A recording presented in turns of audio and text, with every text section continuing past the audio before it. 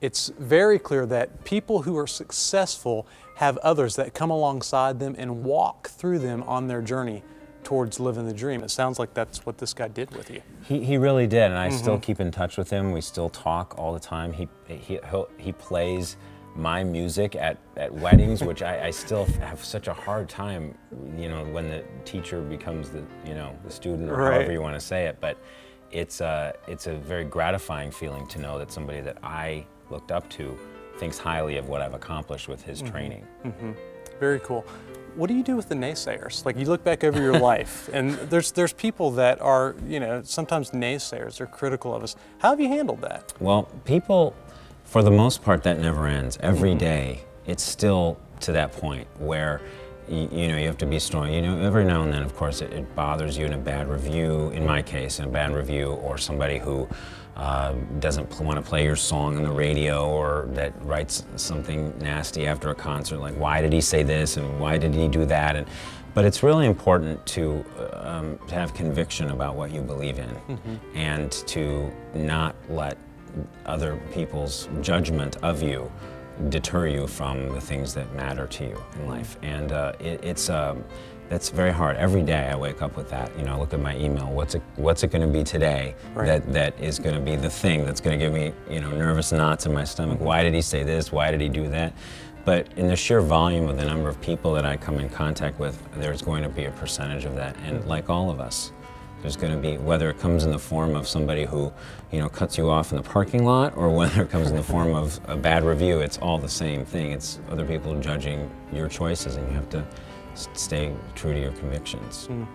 Man, you've had some awesome words for us today. I appreciate your comments. You are an encouragement to all of us who want to live our dreams. I appreciate it, man. Thanks for your time.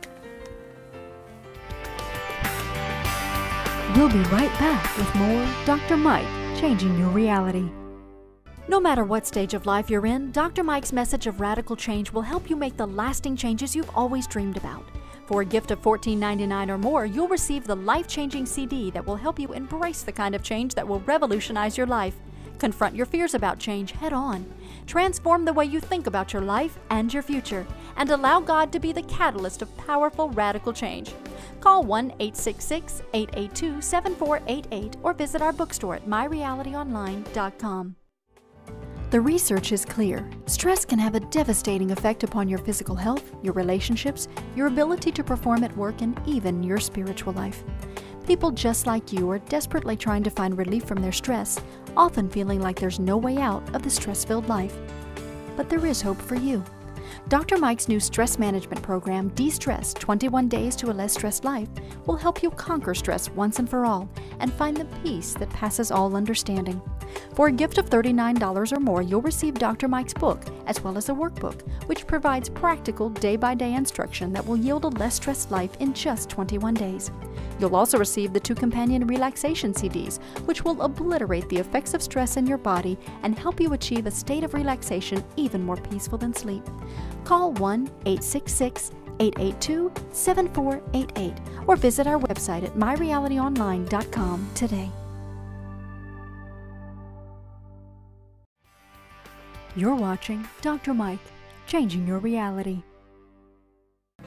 I'm here today with Carl from Day 3 Media. He's the president. He's going to tell us a little bit about how he lives his dreams. And guys, we're coming right off of Jim Brickman, who obviously is doing amazing things. I want to bring it down sort of to another level because, Carl, you do a lot of production, right? A lot of video production, web production. You enjoy all this stuff? Man, I love it. Man, I am living my dream. Are you? I mean, really, I'm living my dream, Mike, when I tell you.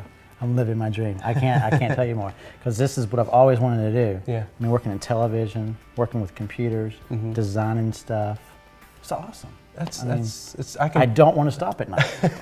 It's hard. I can tell that you have a real passion for this, man. I do. I love it. What do you do? Like, what does a producer do every day? Man, there's no typical day, and we have all kinds of roles, and there's no typical project, and no project's the same.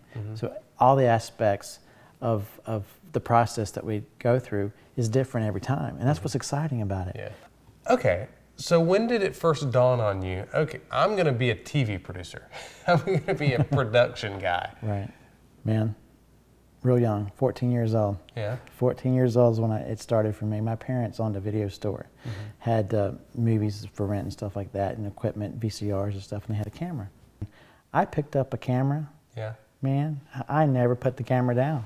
I mean, all I did was this kid that followed people around making movies. Hey, Mom and Dad, let's make a movie this weekend. You know, it was awesome. That's awesome. That's amazing. So you knew at 14 that you're just gonna pursue media. That's a pretty lofty goal for a 14-year-old. Yeah, I didn't know where I was going to go with that, but I knew I wanted to be in this business. Yeah.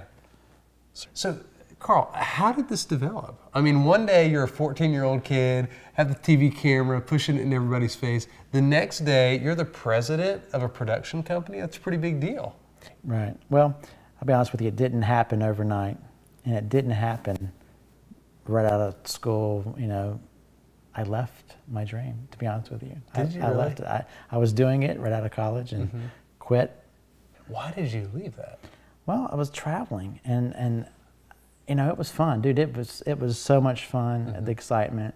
But I met my girlfriend, now my wife, Right. and there was this concern that I didn't want to have a family. I knew this was the girl that I wanted to marry, Yeah. and I didn't want to have a family and be gone all the time. Yeah. There was this yearning in my heart to be that guy that was home and be that spiritual leader for the family.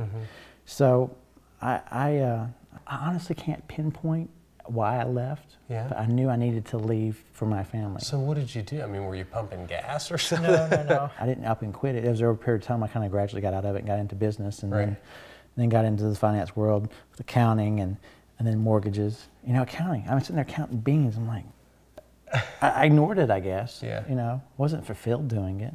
After the mortgage business, I got into computer business, got into project management. And there, I had a revelation one day. I was just like watching a behind the scenes in the making with, it was Mission Impossible 2 to be exact, with, I'm a big John Woo fan. So we owe it all to Mission Impossible 2. Man, we do, yeah. John Woo, I mean, he was sitting there describing, you know, these shots and the passion that he has and stuff like that. And I'm sitting there going, oh my gosh. And be honest with you, I cry like a baby. Did you really? Yeah, like the baby that's crying right now. And I was crying so hard. And I'm like, oh my gosh. I mean, I got down on my knees. I'm like, Lord, why is this happening? I mean, why can I do this? I want to do this. I know you gave me the talent to do it. I want to do it. Did it happen overnight? I mean, we're talking one day you're an accountant pushing numbers. The next day you're president of a media corporation? No. I started praying really hard. And over a period of time, I'd say 8 to 9 months was when it happened. Right. And basically,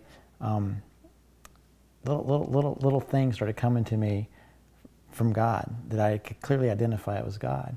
And one of them was that my wife was finishing up her schooling, and she kept getting these business classes, these entrepreneur classes. Right. And she said, I need you for a project. You're gonna do your video company. I'm like, I'm not gonna do that. Yes, you're gonna do that. So I got into it. So I built a website, put all my demo reels together from the stuff I'd done before, and made all this stuff. And we were dressed in black, and we presented it to the thing. And her professor goes, "Why aren't you doing it? Why aren't you doing this?" What's wrong with you? Exactly. Yeah.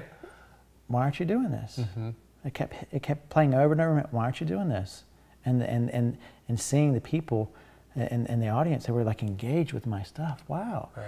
So I'm like, okay, God, that was a God thing. It was a God stop moment. It was like, okay. So I started doing all this work, and then bang, I started getting clients and clients and clients, and the word started spreading. And then my pastor hooked me up with this potential client, the Georgia Baptist Convention. They needed a project to do their videos for their youth camps. Right.